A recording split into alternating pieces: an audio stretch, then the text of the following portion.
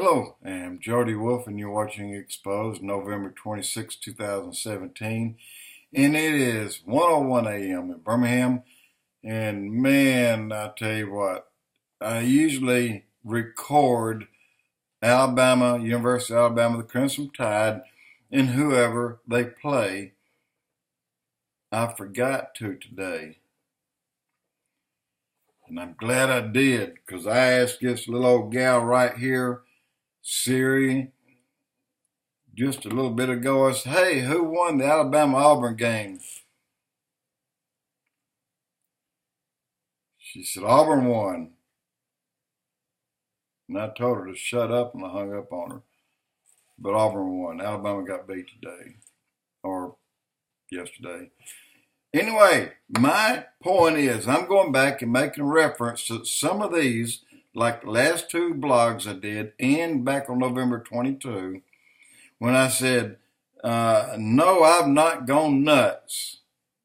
And quite the opposite. I'm telling you some things that I believe more and more to be true.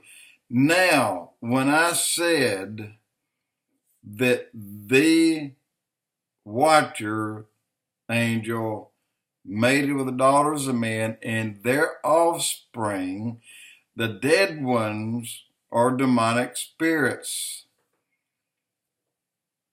Now, when we came over to this side after the flood, the Bible clearly says there were giants in those days. That saying, there were offspring of the watcher angels and the daughters of men in those days before the flood and after. But you can take, and I believe this, one of the 8 that was on the ark had some of that DNA in them already. And that's probably what brought it forward. And not only that, Nimrod, he was slowly changing to a Gibberine, a giant. He had cloven feet. He was changing. Well, I don't believe he was changing because they were on this side mating. I believe he was changing because he was a direct descendant of those who came here across the flood. And if you remember, when God told the Jews after they wandered 40 years in the desert, as a punishment, they could have gone straight on into Israel, but they were punished because they kept worshiping idols. But when he told them to go in, scout it, or rather it was Noah, not Noah, it was, well, I'll think of it in a minute. Moses told them to scout it out. They came back and said, there are giants in there. There are giants all over the place. They're all giants. And they brought just you go up to a field where they're growing grapes and you pick one little thing, and it's usually about 8 or 10 inches long. Some big ones maybe a little bit longer. But it took 2 men to carry one of those, and they had to tie it to a nice sized stick and carry it on the shoulders between 2 men. It was that big, probably in the 200-pound range. So everything that grew was big as well. And as time went by, the diseases that didn't overtake men back then are slowly taking over men as time goes into our day. Well, those things were fizzing out, including the size of things. So they were not growing them necessarily because they were giants. It's just that back in the Garden of Eden, everything grew big. And a grape was probably the size of an apple. Point that I'm making here is the DNA of the offspring of the Watcher Angels came through on one of the 8. It's probably one of Noah's 3 sons' wives, one of them. And that spread right on through, and they were in the land that the Jews were going to, home. And they finally slowly died out. The DNA today that they can gather appears to be coming mainly from Nimrod.